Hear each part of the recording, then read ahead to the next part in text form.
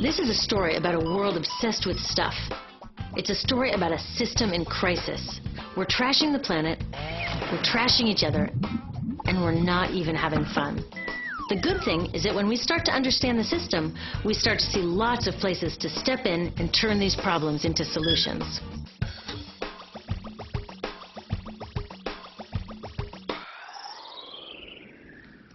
Can I tell you, I love my Pantene Pro V. Of the dozen or so personal care products that I use every day, it's the one I can't live without. It says it gives my dull hair the ultimate cool shine. How does it do that? I was wondering that while I was lathering it in my hair one day, so I read the ingredients right here. Sodium lauryl sulfate, tetrasodium EDTA, methyl isothiazolinone. What is this stuff? I took this list to some scientists who know how to read it. Turns out my Pantene contains a chemical linked to cancer. And lots of other products in my bathroom, from sunscreen to lipstick and even baby shampoo, also contain chemicals linked to cancer or other problems like learning disabilities, asthma, and even damaged sperm. Like most parents, I try to keep my family safe. But now I find out my bathroom is a minefield of toxins? What are we supposed to do? To find out the answers, we have to go back to one of the key features of our materials economy: toxics in, toxics out. If, at the factory, you pour toxic chemicals into a product, like baby shampoo, you're going to wind up with toxic baby shampoo and toxics in workers, communities, and, babies. So let's take a closer look at this toxic outrage where it seeps into our lives every day, in the bathroom. The average woman in the U.S. uses about 12 personal care products daily. The average man about 6. Each product containing a dozen or more chemicals. Less than 20% of chemicals in cosmetics have been assessed for safety by the industry's safety panel, so we just don't know what they do to us when we use them. Would you fly on an airline that only inspects 20% of its planes? Of course, not all of these chemicals are dangerous, but we know that many are. Some are carcinogens. That means that they can cause cancer. Others are neurotoxins and reproductive toxins, proven to mess up brain development and reproduction in animals. Wait a minute, we're animals too. It's like a giant experiment. We're using all these mystery chemicals and just waiting to see what happens. One thing we do know is that they're getting inside us. I had my body's toxicity levels tested, and I'm loaded with things like mercury, flame retardants, triclosan, and lead. We all are. Even babies are being born pre-polluted. Now, I know we can't live in a lead-free world, but do we have to put lead in our lipstick? I don't know. Maybe it's my fault. Maybe I just bought the wrong thing. At the store, the choices seem endless.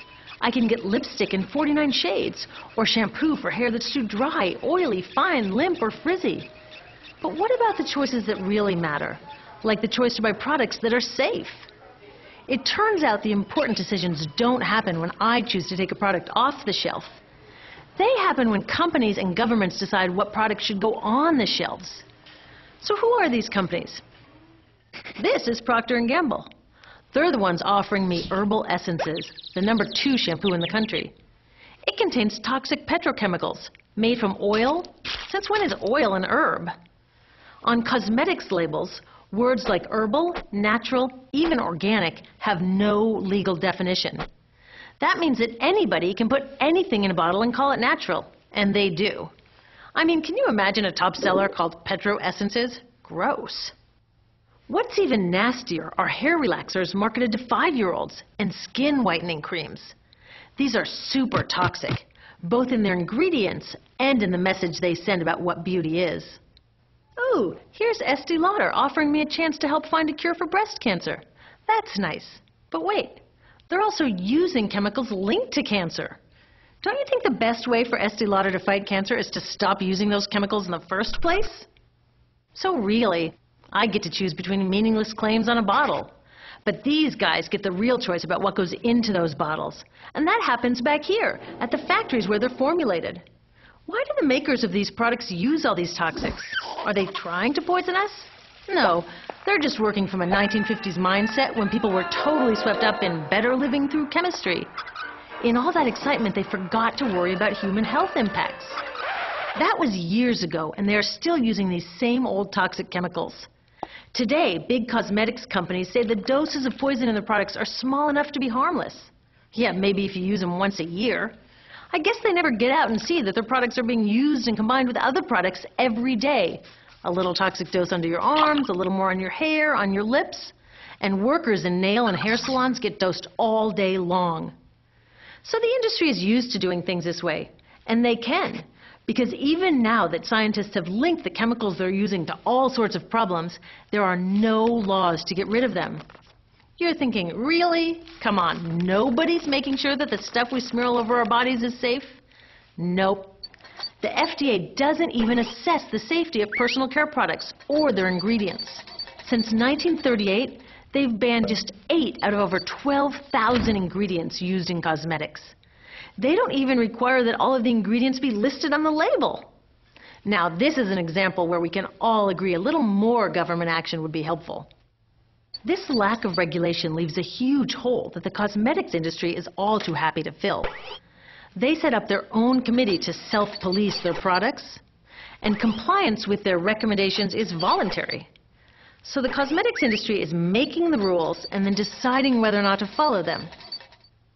So you see, it isn't our fault that these toxic products are in our bathrooms. It's a whole broken system that's ignoring the simple rule: toxics in, toxics out.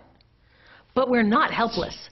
There are resources online that we can use to protect ourselves by identifying the best possible choices in the store. But the real action is with people working to change the system. Because if we really want to solve this problem, we got to start here with these guys. Women, parents, workers, people all over the country are demanding that Congress pass a new law, giving FDA the power to make sure that our personal care products are safe. We need common sense laws based on the precautionary principle. That means that when you're dealing with hazardous chemicals, just err on the side of caution.